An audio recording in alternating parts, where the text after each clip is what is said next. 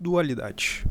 Creio que todos já estão mais do que acostumados a ver obras entre filmes, animes ou desenhos de infância, onde o protagonista é todo sorridente, caricato e sempre tem algum amigo peculiar ao qual é todo retraído e diferente do nosso prota, o que gera sempre aquele estralo de sentimento, de mistério ou, em alguns outros casos, de causa aquele literalmente eu. Qual esse se encaixa perfeitamente no nosso talarico, o Matashizito, né? Que tá literalmente ali pra nos mostrar: caramba, esse cara é o contrário do Musashi. Tanto que no início isso já fica meio óbvio com aquela cena. Sei lá, mas tem um porquê. São lados completamente diferentes, mas que simbolizam um único. Porque, olha só, pensa bem. O Matashi, ele era medroso, mentia para ele mesmo, tá ligado? Ele queria ser e fingia ser algo que ele não era.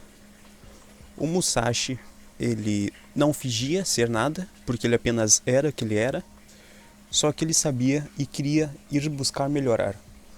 Enquanto o Matashi se vestia, vamos dizer assim, ele colocava uma roupa, ia numa Comic Con, por exemplo, colocava a roupa de um super-herói lá, muito fodido, e fingia ser o super-herói, pra se sentir bem, entende? É mais ou menos isso que eu quero dizer. Tanto que nem pretendo entrar no mérito, né, da parte da arte que, sinceramente, dispensa qualquer tipo de comentário. Aquele mangá lá é impecável, na moral. Queira você discorde ou não, Matashi é tipo o Usopp, que ninguém gosta, porque inconscientemente se identifica. E Tá aqui a prova, ó. Mas continuando, bem, o que eu quero realmente falar aqui é sobre essas dualidades entre eles. São tramas peculiares e que funcionam de uma maneira muito boa. E isso não é só sobre Vagabond, também é sobre lidar com esse yin-yang que a vida nos traz.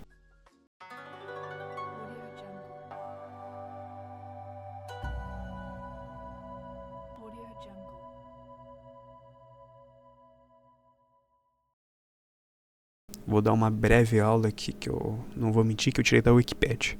O princípio de Yin Yang é que todas as coisas existem como opostos, inseparáveis e contraditórios. Exemplos de opostos de Yin Yang são o feminino e o masculino, escuridão e a luz, o velho e o novo. Os pares de opostos atraem-se e completam-se entre si.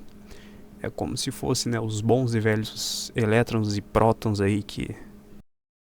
É tipo, os diferentes se atraem. Se iniciou ali pelo século III a.C. ou até um pouquinho antes.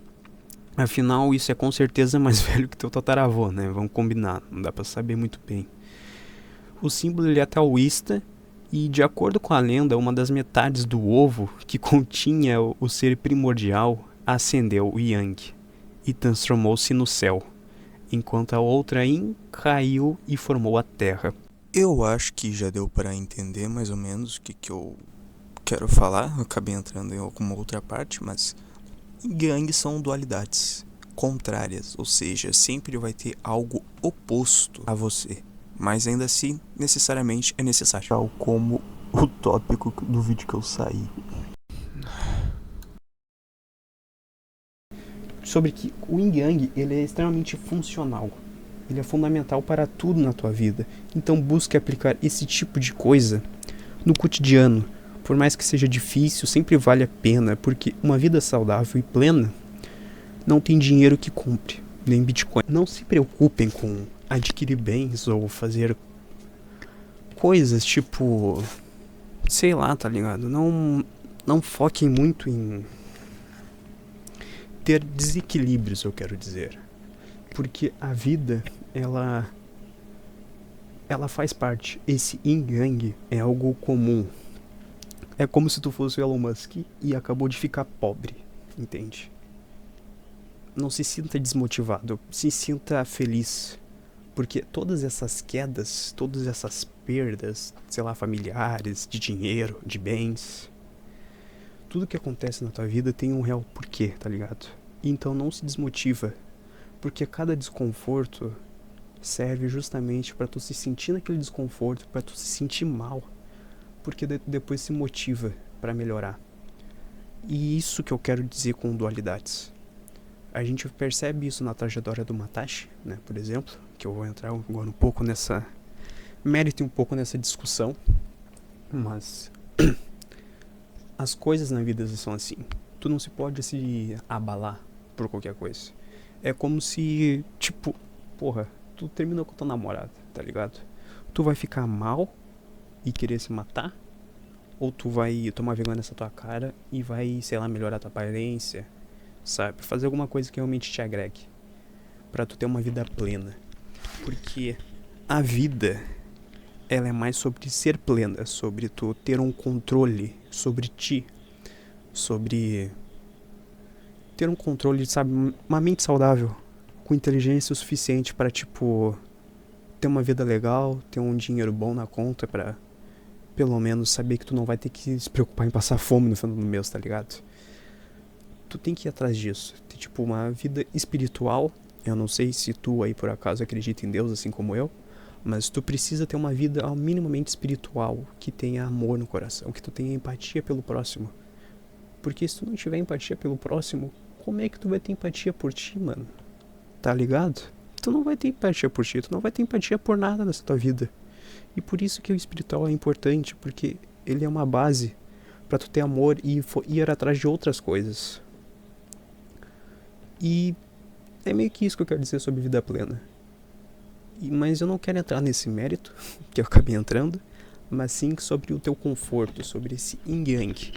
Todos esses desconfortos servem pra alguma coisa. E eles servem justamente para que tu possa vir a melhorar e se tornar algo melhor. Como se fosse um homem gentil depois de todo o caos que passaste. Que foi, querendo ou não, algo similar que o Matashi passou, só que foi através da... Ali pro final, a gente começou a ver uma parte dele começar a se culpar. E isso se dá por causa que ele perdeu o pai, né? Não perdeu o pai, na verdade, ele perdeu a mãe e o tio. Que primeiro foi o tio que morreu e ele se culpou, começou a mentir pra ele mesmo. E depois foi a mãe dele que morreu, tá ligado? E isso, de certa forma, serviu como aperfeiçoamento pra ele. Porque aquela culpa, ele sempre... Ele, tipo, sempre se via como alguém digno. Não digo alguém digno, mas alguém forte, sabe? Ele... Qual que era a real motivação dele? A motivação do Matashi sempre foi justamente ser melhor que o Musashi. E a gente percebe isso em várias partes do mangá. Em muitas delas. Desde o começo tem isso lá.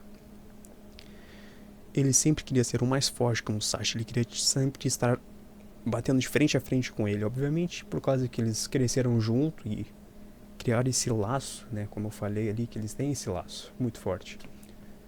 Porque justamente eles são opostos, por eles serem diferentes. E é principalmente isso. O Musashi, ele é o que ele é. Ele é forte, ele é disciplinado, ele é a definição do livro As 5 Lendas. Tanto que foi ele mesmo que escreveu. A gente sabe que o mangá não é inspirado 100% naquilo, mas é uma base bem boa, que o autor conseguiu ir atrás. Só que o Matashi, ele é o oposto. Ele é certamente o oposto, né? Bem o contrário.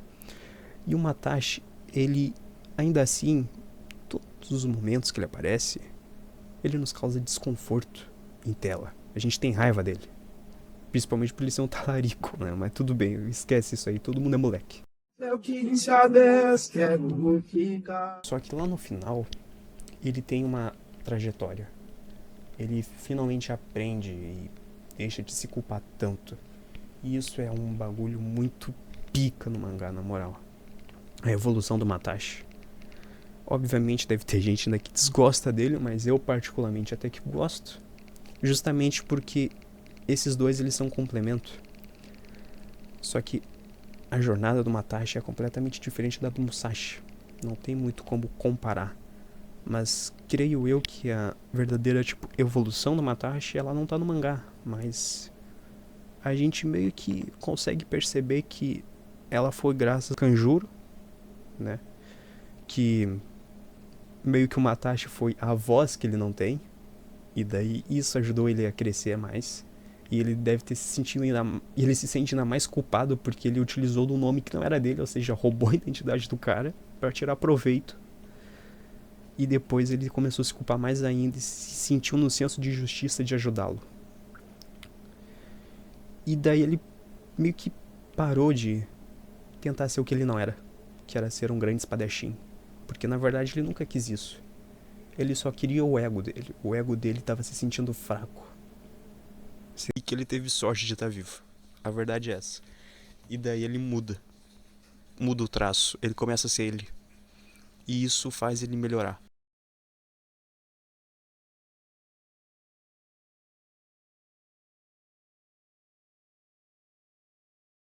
Momentos reflexivos.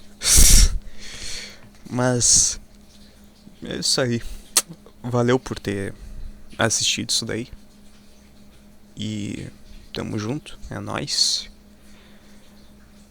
Sei lá, deixa aí embaixo o que tu achou desse mangá muito foda, que particularmente eu gostei pra caramba. E eu tô muito afim de ler as outras obras desse autor, que é esse muito foda. Porque eu esqueci o nome dele de novo, é nome japonês, foi mal, eu vou botar o Google Tradutor pra falar ele. Takehiko Inoue. Inclusive eu tinha feito uma reedição antes no caso antes desse vídeo de agora. Acho que vocês perceberam, né? Mas eu tinha falado um pouco mais sobre o Yin Yang. Eu deixei aí, fiz questão de deixar aí. E é isso aí, sei lá. Eu vejo aqui, me melhoro, faço reedição. E assim como os dois, eu posso ter certeza sobre uma coisa. Ambos são dualidades diferentes, mas que no final chegaram numa única, que seria nada mais e nada menos do que a vida plena. Eu pretendo entrar nesse mérito futuramente, mas isso aqui é algo mais... Isso aqui é algo mais para quem tá buscando melhorar, entende? Porque querendo ou não, a partir do momento que tu tá vivo, saiba de uma única coisa.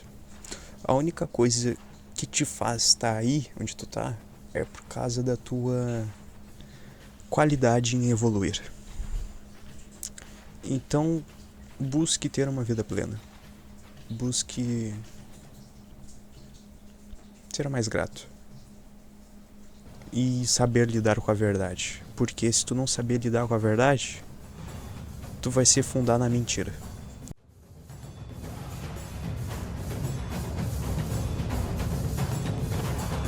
Um beijão na boca da flor de vocês.